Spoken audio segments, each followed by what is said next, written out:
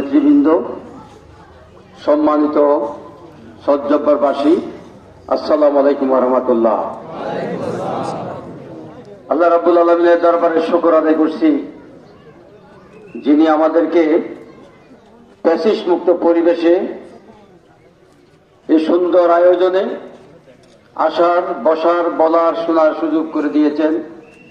সে মহান আল্লাহর দরবারে শুকর আদায় করি, আলহামদুলিল্লাহ। আলহামদুলিল্লাহ।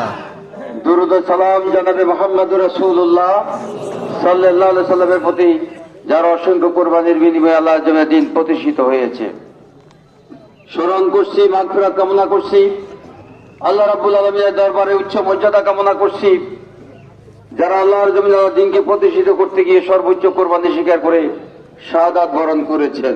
বিশেষ করে বিগত ফ্যাসিস্ট আমলে আমাদের প্রথম সারির 11 জন সহ হাজার হাজার নেতাকর্মী শাহাদাত বরণ করেছেন। আল্লাহ রাব্বুল আলামিন তাদের শাহাদাতের বিনিময়ে বাংলার এই জমিনকে কোরআনের জন্য কবুল করুন, আমিন।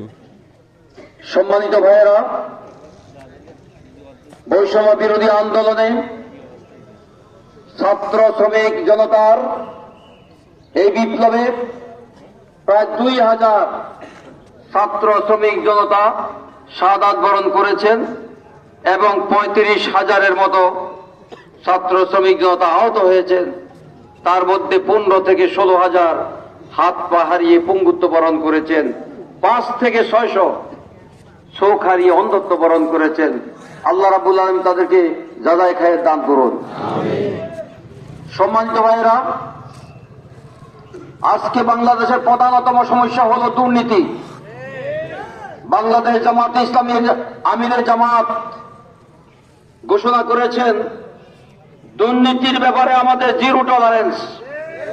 এর মানে 12 তারিখে যদি জামাতে ইসলামীকে এদেশের মানুষ সমর্থন দিয়ে ক্ষমতায় নেয়, 13 তারিখ থেকে দুর্নীতিকে বাংলাদেশের মাটিতে দাফন করা হবে ইনশাআল্লাহ। চাঁদাবাজি, টেন্ডারবাজি, যত রকমের অন্যায়, সকল অন্যায়ের দাফন বাংলার মাটিতে হবে ইনশাআল্লাহ, ইনশাআল্লাহ। সম্মানিত ভাইয়েরা, আজকে সুবর্ণচরের সদরের প্রত্যন্ত অঞ্চলে আপনি যান, সেখান থেকে একজন সুস্থ মানুষ সদরে গেলে সে অসুস্থ হয়ে যাবে, রাস্তাঘাটের বেহাল অবস্থা। আমি জিজ্ঞাসা করি, এই রাস্তাঘাটের জন্য কি বরাদ্দ ছিল না ছিল না? ছিল। কোথায় সে বরাদ্দ গেল? কোথায় রাস্তাঘাটের পয়সা কোথায় গেল? আমরা কি জানি না? জানি না। সম্মানিত ভাইরা, আমি চরক্লার্ক, মোহাম্মদপুর, এই সহ্যপুরের নদীর পাড়ে গিয়েছি। আমি নদী ভাঙন দেখেছি। সেখানে হাজার হাজার পরিবার নদী ভাঙনের কবলে পড়েছে। তারা বিশেষ করে চরক্লার্কের তারা বেড়িবাঁধের উপর অবস্থান নিয়েছে। আমি জিজ্ঞাসা করি, এই সুবর্ণচরে কি নদী কি চর দিচ্ছে না দেয় নাই? সে সরকার দখলে, বিগত সময় যারা এমপি ছিলেন, মন্ত্রী ছিলেন, তাদের দখলে হাজার হাজার একর জমি। তারা কি এই জমিনের মালিক ছিল?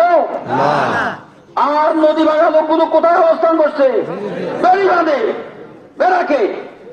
ওদের স্থান কি বেড়াকে থাকার কথা, নাকি ওই শহরাঞ্চলের শহর দিয়া এলাকাতে তাদের বাড়িঘর হওয়ার কথা ছিল? আমার বিশ্বাস, জামাত ইসলামী যদি ক্ষমতায় আসে, ওই সকল যোদ্ধার থেকে ওই জমিন উদ্ধার করা হবে এবং তাদের ঘর বাড়ি ভেঙে চড়ে নদীতে বিলীন হয়েছে, তাদের মধ্যে তাদের বাড়িঘর করে দেওয়া হবে ইনশাআল্লাহ।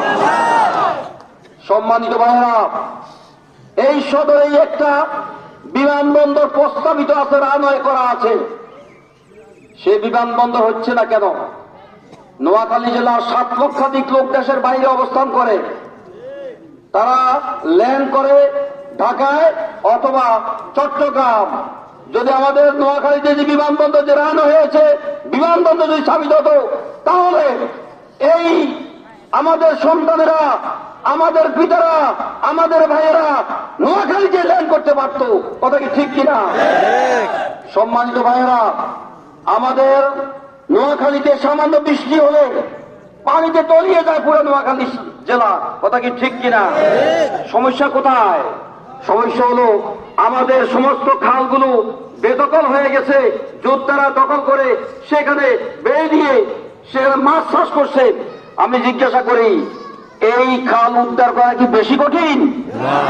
একটা সিদ্ধান্তের ব্যাপারে আমরা যদি সিদ্ধান্ত নিই, খাল যদি অবমুক্ত করি, আমরা যদি ব্যবস্থা চালু করতে পারি, তাহলে কি আমাদের নোয়াখালী কি বৃষ্টির সাথে কি ডুবে না ডুববে না? ডুববে না। আমরা নিশ্চয়ই ব্যবস্থা করবো ইনশাআল্লাহ। ইনশাআল্লাহ। আমাদের সুবর্ণচরের বিভিন্ন অঞ্চল, এই যে শুকতার মৌসুম, পানি লেয়ার অনেক নিচে নেমে যায়, সুপেয় পানি অবস্থা অনেক দুর্বল হয়ে পড়ে, আমরা পানি খেতে পাই না। কথা কি ঠিক? এটার কারণ কি? এটার কারণ দুটি কারণ। একটা হলো আমাদের এখানে কোনো জলাধার নাই, আর একটা কারণ হলো আমাদের খালগুলো মরে গেছে, খালগুলো বেদখল হয়ে গেছে। যদি খাল জীবিত থাকতো, জলাধার থাকতো, তাহলে পানির লেয়ার উপরে থাকতো। আমরা নিশ্চয়ই